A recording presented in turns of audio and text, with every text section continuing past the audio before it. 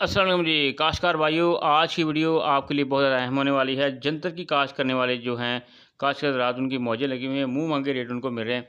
तो आइए चलते हैं, बात करते हैं कि जंतर जिन्हें काश्तकार हज़रात ने 20 अप्रैल के बाद और 10 मई से पहले काश्त कर लिया था, तो उनका जंतर जो है इस वक़्त जो है वो तकरीबन जो है वो 40 से 50 दिन के करीब है।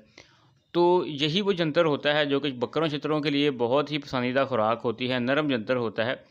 तो चारे के हवाले से अगर देखा जाए तो इस वक़्त आपको पता है कि ईद उल अज़हा में अभी चंद दिन जो है वो बाकी हैं। तो इस तरह से बकरों-शतरों और जानवरों के लिए जो जंतर का चारा होता है वो बहुत ज़्यादा अहम होता है और उसमें काफ़ी तेज़ी आ जाती है। अब हम रेट की बात करते हैं, अगर रेट की बात करें तो मुख्तलिफ़ इलाकों के अंदर जो है वो इसका फ़ी कनाल रेट जो है वो तकरीबन 10,000 से लेकर 14,000 रुपए कनाल तक है।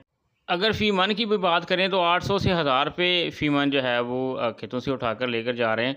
और टालों और मणियों के ऊपर जो है इसका रेट जो है वो अगर देखा जाए तो जो लोकल टाल्स हैं उनके ऊपर 30 रुपए से 40 रुपए किलो तक जो है वो फ़रोख्त हो रहा है। तो बाद शहरों के अंदर इससे भी ज़्यादा हो सकता है।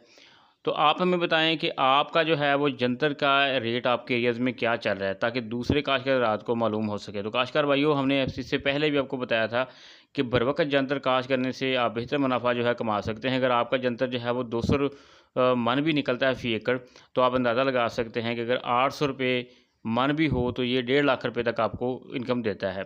तो इस तरह से अगर फ़ी कनाल अगर आपका जो रेट बनता है, अगर 10,000 रुपए कनाल बन जाता है तो 80,000 से 1 लाख रुपए के दरमियान जो है, या सवा लाख के दरमियान आपको इसका फ़ायदा होता है।